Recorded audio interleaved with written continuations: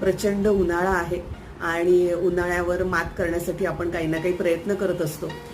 खाण्यापिण्याच्या दृष्टीने म्हणा किंवा कुठेतरी थंड हवेच्या ठिकाणी फिरायला जाणं, AC, कूलर, फॅन जे पण अवेलेबल आहे त्याचा आपण फायदा करून घेतो.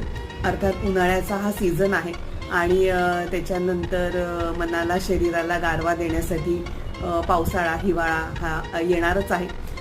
आपल्या आयुष्यातही तसंच असतं नाही. त्यामुळे आपल्या आयुष्यातही येणाऱ्या प्रॉब्लेम्समुळे आपण खचून नाही जायचं आणि या दुःखाच्या प्रॉब्लेमच्या डोंगरावर कधीतरी छान फूल फुलणार आहे याचा विचार नक्कीच आपण मनात ठेवून जगलं पाहिजे. हा संदर्भ मी देते याच्यासाठी की एवढी गरमी आणि एवढा उन्हाळ्याचा त्रास होतो तरी बघितलं का निसर्ग किती छान वेगवेगळी फुलं फुलवतोय आणि आपल्या मनाला नजरेला एकदम आनंद आणि सुख देतोय. ही अशी रंगीबेरंगी फुलं बघण्यासाठी हाय